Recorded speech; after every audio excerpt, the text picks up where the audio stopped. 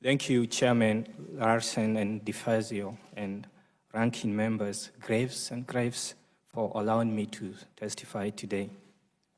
The Boeing 737 MAX crashes killed my wife, my 3 children, my mom-in-law, and 341 others. Today, I speak not only with my voice, but the voices of my departed family, my mom-in-law, and the other 341 victims. My wife, Carol, was a dedicated homemaker and a full-time accountant who wanted to change the world through girl-child education in marginalized communities of Kenya.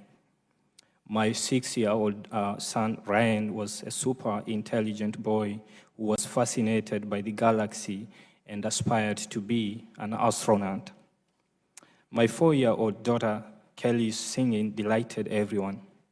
My 9-month-old daughter, Ruby, was bubbly and a joy in our family.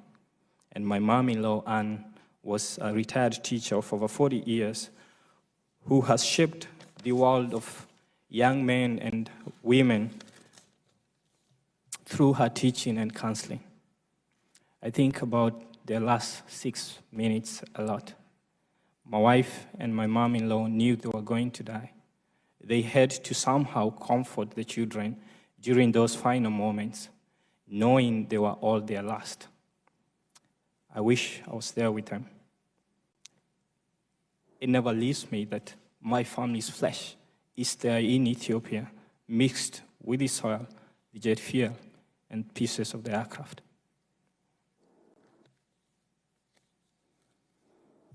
In Canada, Independence Day was celebrated on July 1st. I stayed buried in my little house, in my grief, hearing the sounds of celebration and fireworks in the sky. But all I could think about was the 737 MAX struggling to gain height and eventually diving to the ground, killing my whole family and 152 others. If my wife, my children, and my mom-in-law were alive, they would have enjoyed all family activities on Canada Day. Every minute of every day, they would be all around me, full of life and health. I miss them every minute of every day.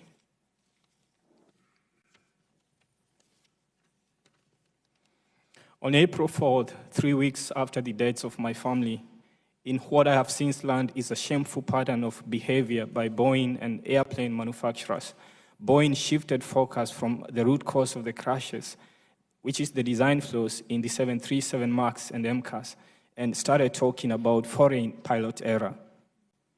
This distracted from correcting the real causes of the crashes and is an insult to humanity. Boeing and their apologists want to shift scrutiny from their single-minded quest for short-term profits over safety and place it on foreign pilots who, like domestic American pilots, were left in the dark by Boeing. Would they have used the term domestic pilot error if the crash happened in the United States? The term foreign pilot error is utter prejudice and a disrespect to pilots and Boeing customers across the world.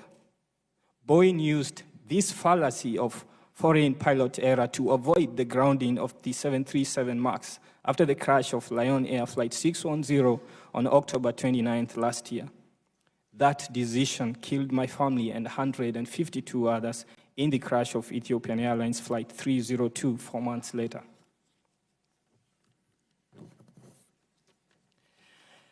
The FAA should have known that the failure to have triple redundancy in critical safety systems could cause crashes and death. They recklessly left Boeing to police itself. The families demand that the 737 MAX 8 be fully recertified as a new plane because it is too different from the original certified plane. We demand that simulator training be required. Recertification must take place in combination with a full legislative fix for the aviation safety system. The FAA clearly needs a budget sufficient to fulfill safety obligations. The US Senate should only confirm a new FAA administrator if that person agrees to safety reforms. Boeing should not be allowed to act like a mere investment company, extracting wealth to supercharge shareholder returns at the expense of safety and quality. Their leadership should change in favor of engineering safety focus. Other safety-critical industries have early warning system data collection with immediate responsiveness. The FAA and aviation industry need to have such systems in place. If Boeing's wrongful conduct continues, another plane will dive to the ground, killing me, you, or your children, or your members, or all other members of your family. It is you who must be the leaders in this fight for aviation safety in the world. Now, future hearings of this committee should include those who wrote the MCAS software, technical dissenters, whistleblowers, safety engineers, and families. You hear multiple testimony from pilots and unions. We, the victims' families, need to continue to be included in these hearings. Thank you for allowing me to speak today.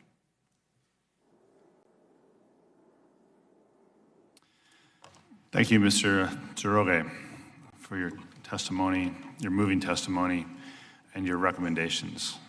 We're going to now, as we discussed yesterday, we'll move to questions, and we'll go one at a time, each side. I'm not sure if all members have questions for you, but I'll start.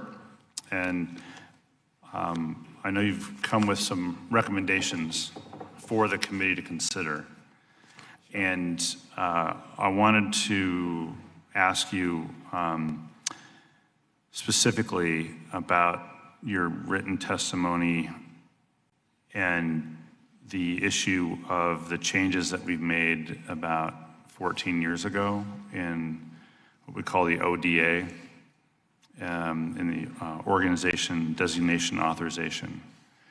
And I wanted to give you a chance to amplify your written testimony, your oral testimony with your written testimony.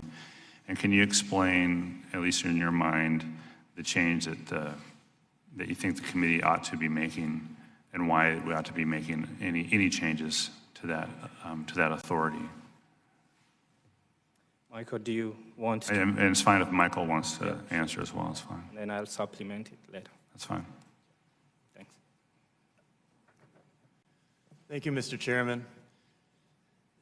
We as families have become not experts, but we do have some opinions. And we are in touch with a lot of the families from both crashes all over the world, and we'll continue providing input and recommendations. It's not just us, but all the families, because we want to include all of them. And our understanding at this point, and I've talked to Boeing safety engineers who have been in the system back in the DER program versus and through the transition to ODA, it was explained to me like this. There have always been timeline pressures and financial pressures, but under the older DER program, when, of course, Boeing still paid these engineers, but they reported to FAA, there were two lines of authority, two chains of command, one up through the FAA side, one through the Boeing side. And the safety culture could put a stop to things if something looked wrong. After the ODA system, and I'm not sure this is entirely clear from the black and white text of reading about these systems, after the ODA system, there was only one chain of command up through Boeing. It was very difficult for the safety culture to stop something, and that was a big change. Groupthink was encouraged. Being creative in fault tree analysis, thinking about what could go wrong and documenting it and preventing against it. You were encouraged not to be terribly creative, or you might have to find another. They might encourage you to go, find another place to work elsewhere, maybe in the company. So that is our understanding, and of going back to ODA is that dual chain of command. There may be others. Thank you. Anything to add, Mr. Njoroge? Sorry? Anything to add, Mr. Njoroge? Well, yeah, essentially, what we are saying with the ODA program is that Boeing has an oversight of itself. Yeah. Thank you. I'm going to turn to Mr. Graves, recognized for 5 minutes. Thank you. When I gave an opening statement, I talked about statistics. You both being here today and the conversations that we've had make it clear that that these aren't statistics, that these are lives, these are family members, and it's something that it's a message that cannot be overstated to us. Again, I want to thank you for your strength. I want to thank you for your resilience and your commitment to ensuring that no family has to go through this ever again. And it doesn't matter if we get to 99.9% improvements. If there's one life, if there's one injury, we need to keep striving to make sure that we get to perfection. And I just want to say it again. Any process to unground this aircraft, as far as I'm concerned, will not be allowed to resemble the process that was allowed to for these accidents to occur. In fact, I can't even call them accidents, these disasters. So thank you very much, both for being here, and I want to remind you that my door is open, my phone's open at any time, and I look forward to continuing the dialogue with you. But thank you very much for your recommendations. All right, thank you. Thank you. The chair recognizes Mr. DeFazio for 5 minutes. Thank you, Mr. Chairman. Mr. Njoroge, I read your entire testimony. Very, very thoughtful, compelling. And you're an investment professional, and one of your observations is about the pressures from Wall Street, the concerns regarding how executive compensation is determined on stock price and stock buybacks. Would you like to just comment on that a little bit, since you didn't, you abbreviated your testimony for oral purposes, which we appreciate, but would you like to perhaps elaborate on that a little bit, or Sure. at least make that point? Sure, thank you. Basically, when companies repurchase their own stock, they try to send a message out there to the investors that we are bullish about our own company. We believe that our financial performance is good.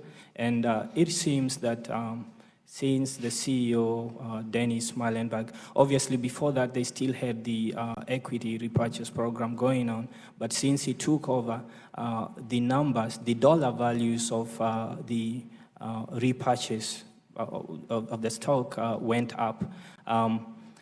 And I do believe it's in 2017 when they started selling the 737 MAXs, their revenues swell, the revenues were growing, and earnings were growing as well. You know, they decided, well, we have a good amount of retained earnings. We can throw the money out there. The stock price, obviously when you send those, the signaling effect to the Wall Street, the stock price will keep going because, you know, investors will keep buying the stock. And the beneficiaries of this are actually the executives, because they benefit from equity compensation. That is the exercise of stock options. We also saw them, you know, raising their revenues and earnings guidance, and obviously this was based on the expectations of the sale of the 737 MAX. We saw them increase dividends. You rarely see a company that increases dividends and at the same time continues to repurchase their own stock. When that happens, then the company is so bullish about their own you know, achievements, and they just want the stock to keep going. So thank you for that.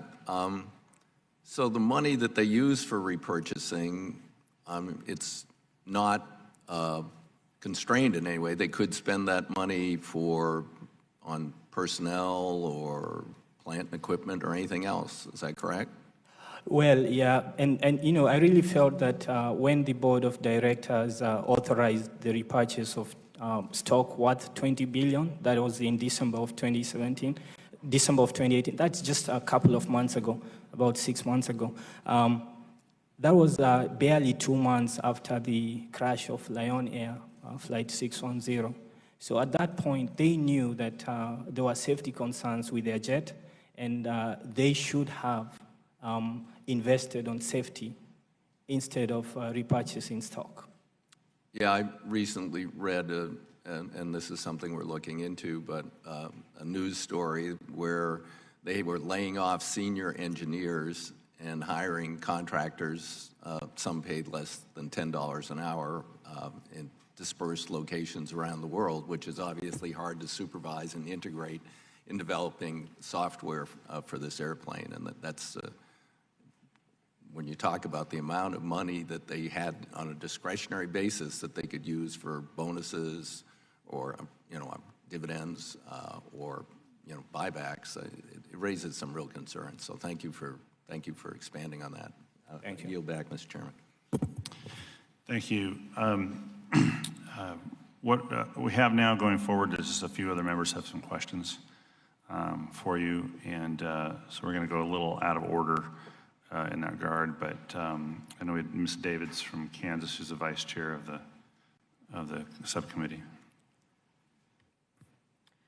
Thank you, Mr. Chairman, and to the ranking member of the committee and of the full committee. Well, first I want to start off by saying thank you to everybody who I know is in the middle of a grieving process right now for being here. This is an intimidating place to be in general, and to take the time to come and force everyone who sits on this committee and all of us who sit in Congress to stop and think about, we hear a lot about the stakeholders in this. Certainly everyone who gets onto a plane is a stakeholder in this, and so your voice is just as important here as the people who are in the industry making money and running businesses. So I appreciate you. And Thank you. as someone who's on this committee, I'm very committed to a thoughtful review of the entire process that's going on for us to, you know, the responsibility that we have as members of Congress is not just to legislate, but also to perform oversight functions to keep people safe. And when I read through your testimony, there are two things I would love to hear both of you speak about, actually, is one, you talked a little bit already about who we should hear from, that the testimony should be from the engineers and from, you know, executives and whistleblowers and everybody. I would love to hear you talk a little bit more about that in the context of how do we make sure that you have the trust of the industry? Because so much of this is built on trust, and this is where we see a breakdown of that trust. The fact that you have to talk about earnings and statements and bringing your professional capacity of understanding that stuff into a conversation that really centers on how do we keep people safe is, I think, part of the trust conversation. And then the other thing that when I read your testimony, the fact that you said that Boeing has never reached out to the families really stuck out to me, and I would like to hear you comment on that publicly, because I think that's really important. Well, yeah, I'll answer the second question first. Boeing, they've been in front of cameras acknowledging that there were mistakes in the installation of MCAS. Obviously, they don't talk about the flaws in the designs of design of the 737 MAX. And they've apologized to the families in front of cameras. Now, they know who the next of kin of these victims are, but they've not come to us and they've not apologized in person. Ethiopian Airlines did send letters to us, not to apologize, but to offer their sympathies and their messages of condolence. So the expectation is, it's hard to trust the Boeing, with their apologies, given that they've not reached out to us.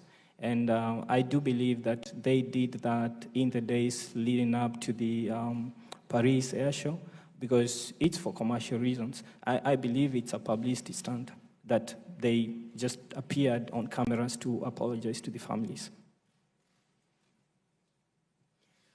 Yeah, I think the families are in agreement that Boeing's apologies to cameras have not been apologies to the families. We were in Ethiopia, our family, after the crash, and the Ethiopian Airlines sent letters, they invited us in, they were reaching out directly. And so it was very much warmer. And the recent offer of, $100 million to something seemed like a PR stunt to us. They never reached out to families to discuss what the needs of the families are. And on the future hearings, the technical dissenters should be heard from, those who dissented from a potential groupthink forced consensus process at FAA. If any, if the committee has identified any, the public should hear them, not just the investigators. Any whistleblowers who may have been fired and maybe have a gag order pursuant to a settlement, who have complained about safety issues with regard to the 737 MAX, should be called to testify with protective subpoenas so the public can hear what they had to say and what their experience is. And the aviation software writers, do they have the same level of engineering safety culture that regular engineers, aviation safety engineers, were getting more software in these planes? In this case, it took control of the plane and pushed it into the ground. We need triple redundancy in every part of these systems as they merge with, software and hardware. And do software writers really have that kind of culture? We need to hear who wrote that software and what they have to say and what their culture is. To reinforce what Michael said, for this committee to have achieved its objective, and that objective is to do a thorough investigation as to what happened within Boeing and the FAA, the weakness in their internal oversight processes, that a jet that is flawed was designed, certified, and allowed to fly. Then we need to hear from the technical dissenters, from the whistleblowers, the safety engineers as well. Well, I'll just close by saying thank you again, Mr. Njoroge and Mr. Stumo, for coming here and being the voices that are sharing with the members of Congress what we need to do to make sure that the trust of the folks who are getting on to planes exists. Thank you. Thank you. So I have just two more members, Mr. Lynch and Ms. Craig. So I'll call on Mr. Lynch for 5 minutes from Massachusetts. Thank you, Mr. Chairman, and thank you for holding this hearing, and I thank the ranking member as well. Mr. Njoroge, thank you so much for coming here, and Mrs. Stumo, for giving voice to your loved ones who cannot speak for themselves. I also want to thank Mrs. Milleron, Nadia, Michael's wife, for spending about an hour with me after the last hearing and talking about her daughter, Samya. I know that Tor and Adnan are here, Samya's brothers, and I know that Tomra Vesia is here on behalf of her brother, Matt, who also perished. I want to thank you all for, first of all, being willing to come here and express your grief and trying to hold us all accountable, Boeing, the FAA, and Congress, for our responsibility in this. I also want to thank you for your courage in turning your tragedy, your loss, into something that might benefit the general public. Thank you. By making this real, by putting this on us and holding our feet to the fire to make sure that we take every step possible to correct this situation going forward. In my earlier conversations with Nadia, Michael, and I know this is something that Mr. Njoroge has raised as well. At our last hearing, we heard from Captain Sullenberger regarding the retraining of pilots during the recertification process, and once that certification process begins, if and when this 737 MAX 8 is allowed to resume flights.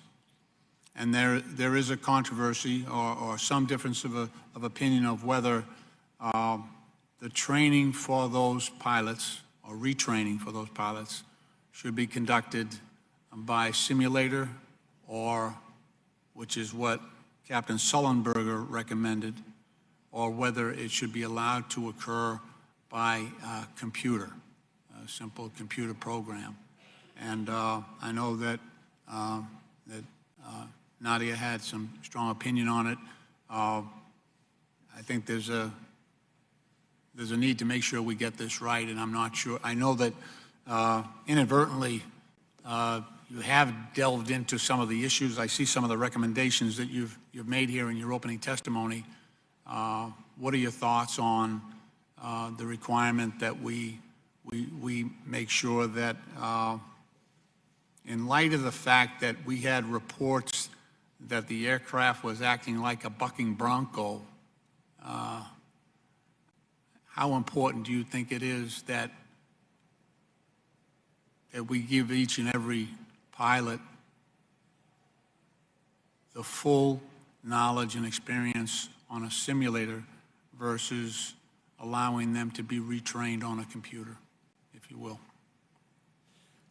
Well, first of all, Boeing should never be allowed to conceal information from the aviation industry, from the pilots and the public, because they did that with MCAS.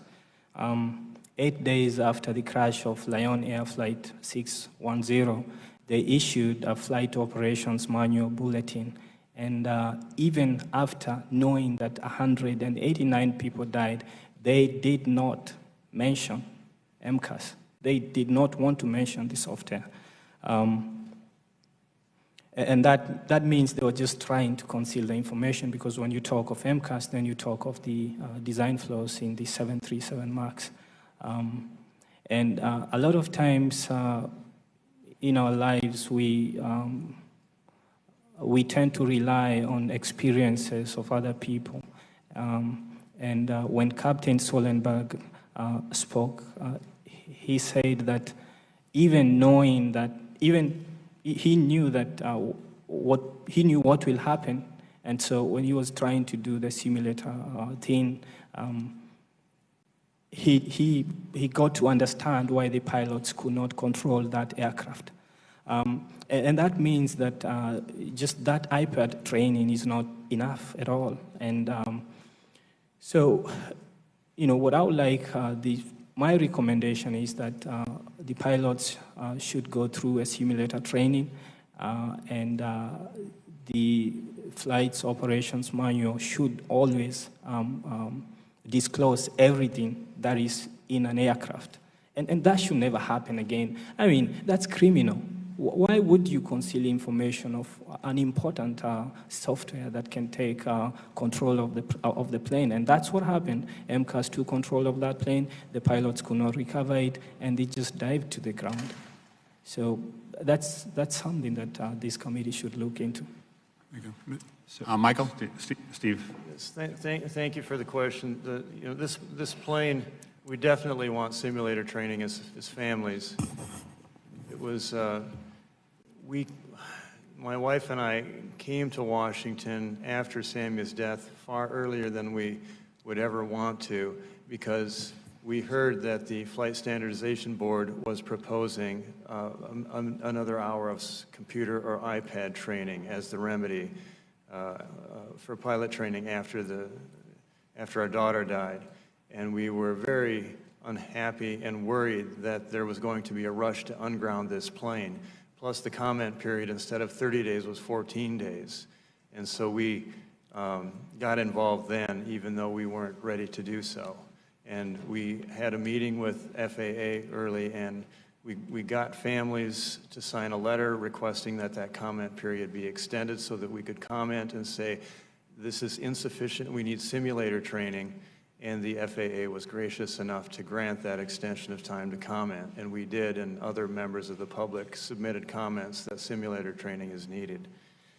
And as Captain Sullenberger said, when you have a undisclosed or at the very most partially disclosed software system that can take control from the pilots and cause startling things to happen in the cockpit, the simulator, it makes sense to me what he said, that doing the simulator training is far better than one of many checklists. You have to get it into your muscle memory when those startling things happen, and you don't have much time to react. So, Thank you. I thank the chairman for his indulgence. Now I yield back. Thank you. I have one more member. It's Ms. Craig from Minnesota, and after she's done, we're just going to do a 5-minute transition to the next panel. Representative Craig from Minnesota for 5 minutes. Thank you so much, Mr. Chairman. Mr. Stumo and Nadia, it's great to see you here again. Thank you for giving me time to speak with you and to talk about how we honor your daughter Samya's memory with action, because that's what we need to do. Mr. Njoroge, I can't imagine the pain that you're enduring with the loss of your wife and your children. But thank you for finding the strength to testify here today. I want to continue focusing on what more we can do to develop those robust post-market, after these planes are out and they're bucking like broncos, as my colleague said, what more we can do to make sure that we have a robust system for identifying these red flags before crashes occur. I keep wondering how an industry fundamentally rooted in safety can lack robust mandatory reporting requirements by manufacturers, pilots, mechanics, et cetera. In the last hearing, I asked about the Aviation Safety Action Program and the Flight Operations Quality Assurance, and whether these operational reporting schemes were catching the mechanical malfunctions or red flags in this country. I also have wondered how Boeing could not be required by law to compile and publish near-miss malfunctions.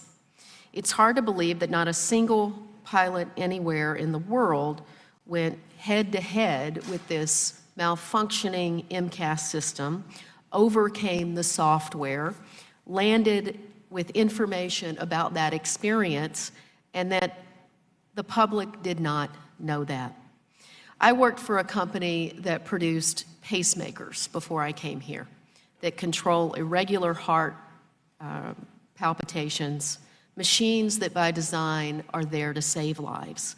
Yet we had those kinds of robust reporting requirements. Why don't the airlines and manufacturers? Mr. Njoroge and Mr. Stumo, you testified in support of the FAA creating a system that would require manufacturers, airlines, pilots, and others to develop this kind of early warning system. The industry, though, has advocated in favor of the Aviation Safety Action Program and the Flight Operations Quality Assurance reporting systems. Do you think these are currently enough? And what other changes do you think the FAA must incorporate for all parties to be held accountable for putting safety first and make sure adverse events don't go unreported or unnoticed? Thank you for that question.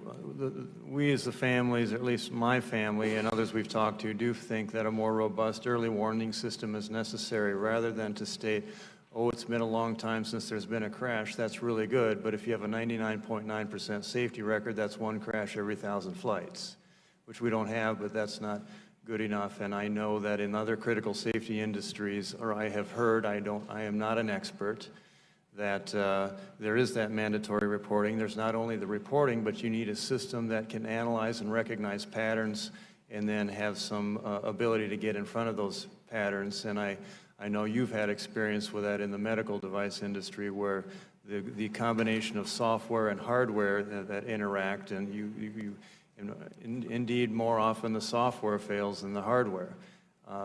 We have talked to a former administrator of NHTSA who said that there was some sort of an auto mandatory reporting in the auto industry and an analyzing of those records. It may very well be, I don't know, that there is a more mature reporting and an analysis on the auto side. I don't know the state of that program right now. But there's a lot of information to collect besides GPS data and where these planes are on these functions. And for us, we wish the FAA had gotten ahead of it and not. I'm sure they're doing their job as best they can, but to get ahead of it, and like it was said, that it was Mr. DeFazio said, we now have 346 tombstones. If it's the tombstone agency, let's make some changes, and that's part of it. Thank you. Mr. Njoroge, do you have anything to add? No, not at the moment. Thank you. Thank you. Mr. Chairman, I yield back.